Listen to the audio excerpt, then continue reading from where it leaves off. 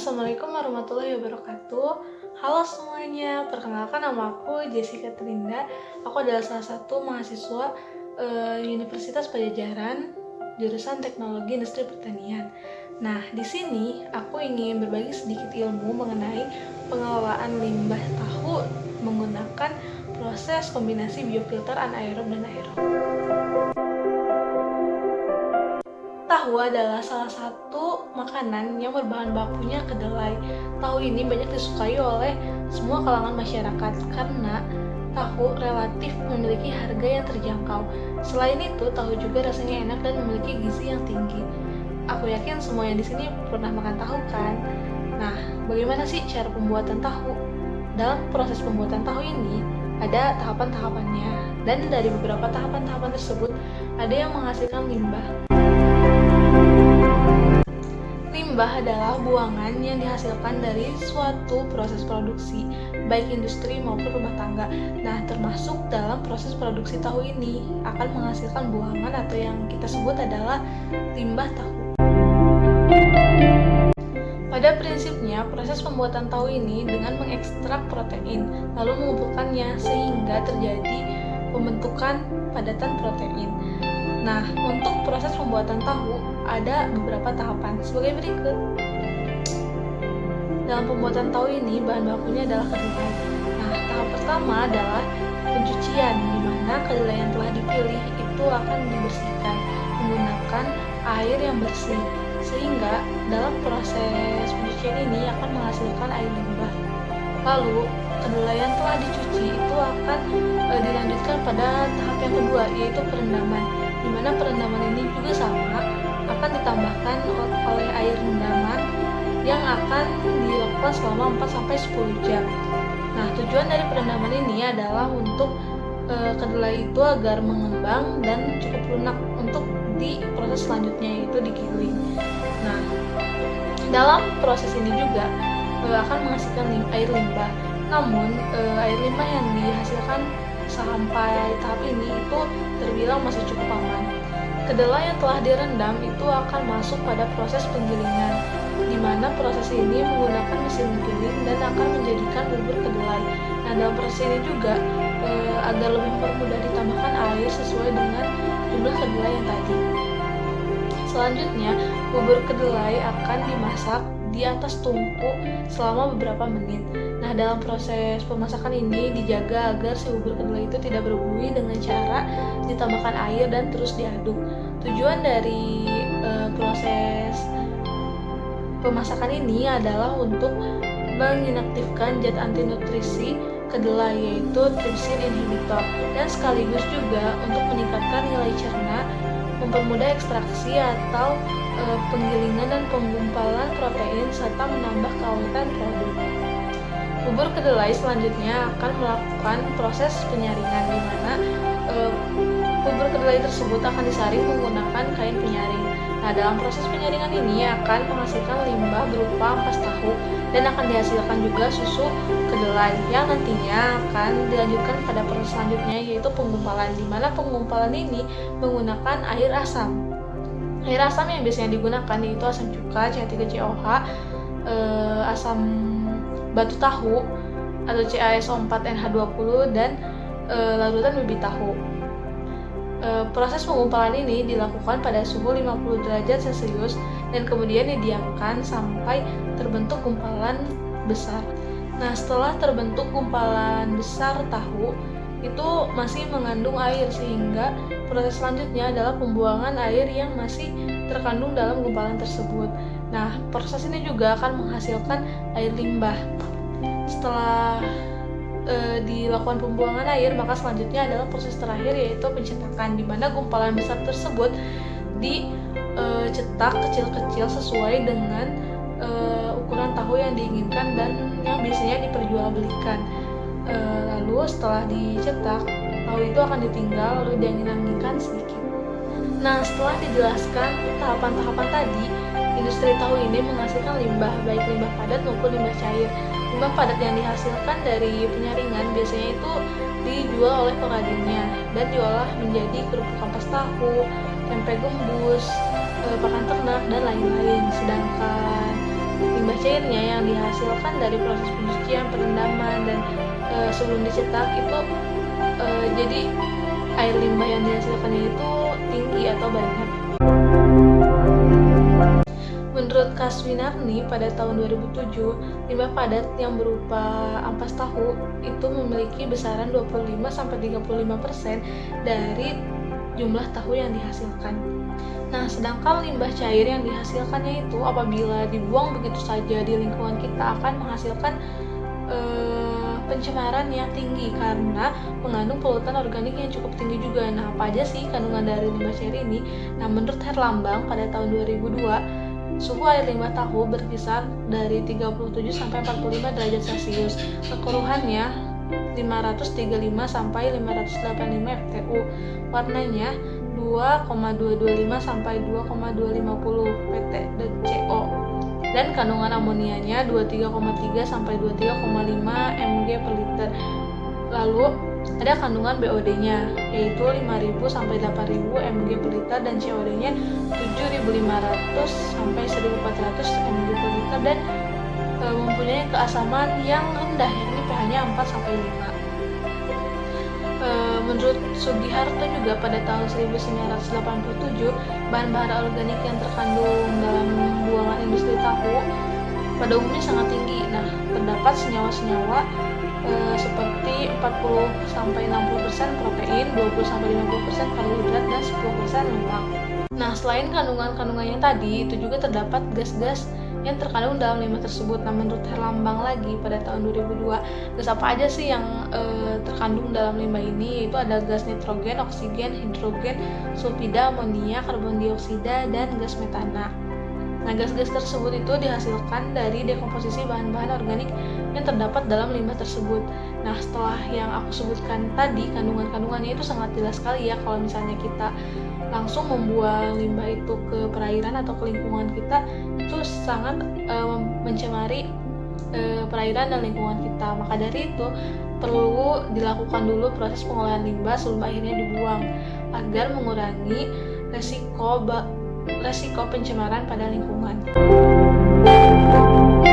Dalam penanganan limbah tahu menggunakan sistem kombinasi anaerob-aerob, diharapkan dengan sistem ini itu dapat menurunkan kadar COD sehingga tidak menyebabkan bau saat dibuang dan juga tidak mencemari lingkungan. Nah, pada umumnya proses pengolahannya ini dibagi menjadi dua, yaitu yang pertama adalah penguraian anaerob dan yang kedua adalah proses pelanjutan dengan sistem biofilter anaerob-aerob.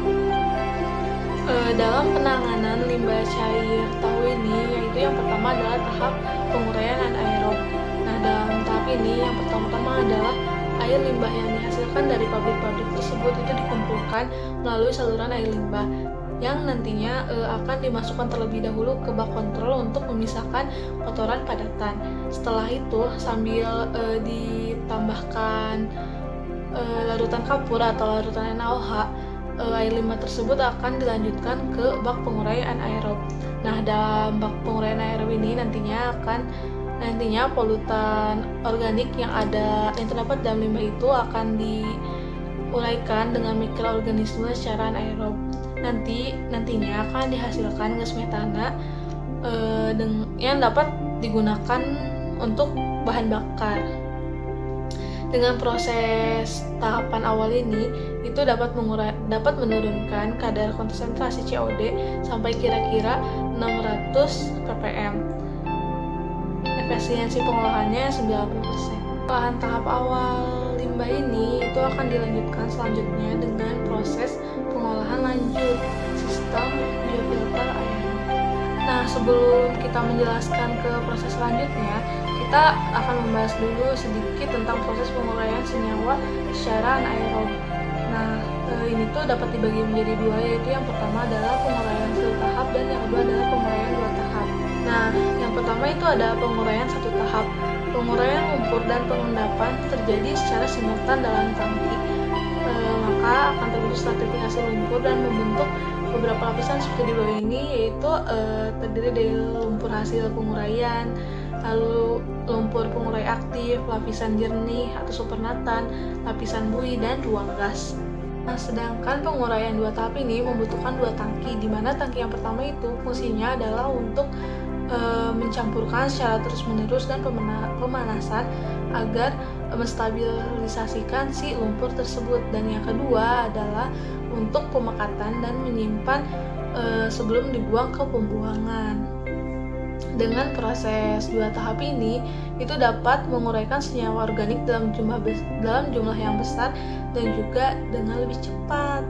Nah, kita lanjutkan ya ke proses pengolahan selanjutnya. Di proses pengolahan selanjutnya ini, itu memakai sistem biofilter anaerob, di mana dengan sistem ini tuh membutuhkan beberapa bagian seperti bak pengendap awal, biofilter anaerob, biofilter aerob, bak pengendap akhir, dan juga jika diperlukan tuh dilengkapi dengan bak kontraktor.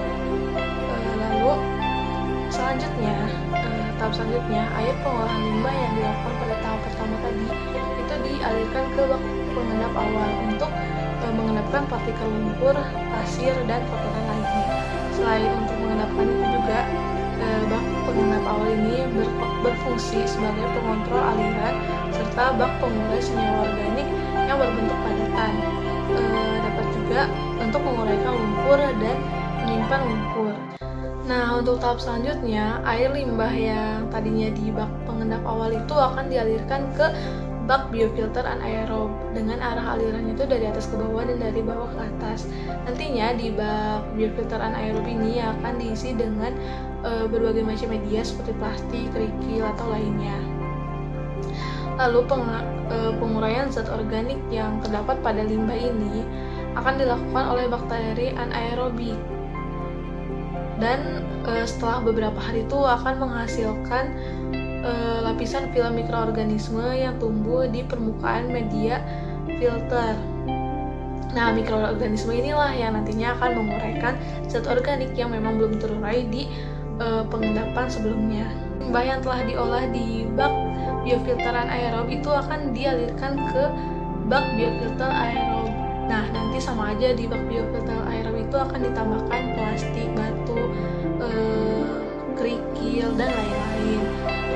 Pengolahan di bak biofilter aerob ini itu dilakukan dengan aerasi menggunakan blower, sehingga si mikroorganismenya itu akan menguraikan zat organik dan akan berkembang biak menempel pada media biofilter.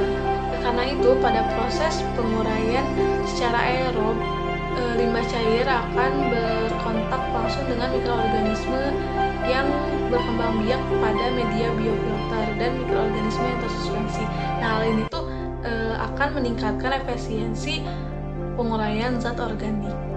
Tahapan yang terakhir, si limbah cair yang telah diolah di bak biofilter aerob itu akan dilanjutkan ke bak pengendapan akhir atau disebut juga bak penjernih, dimana kalau misalnya masih terdapat lumpur di bak penjernih tersebut, itu akan disirkulasikan kembali menggunakan pompa ke bak pengurai anaerob. Nah, sedangkan si air olahannya itu sudah aman untuk dialirkan ke perairan atau ke lingkungan, sehingga dengan pengolahan ini tuh tidak akan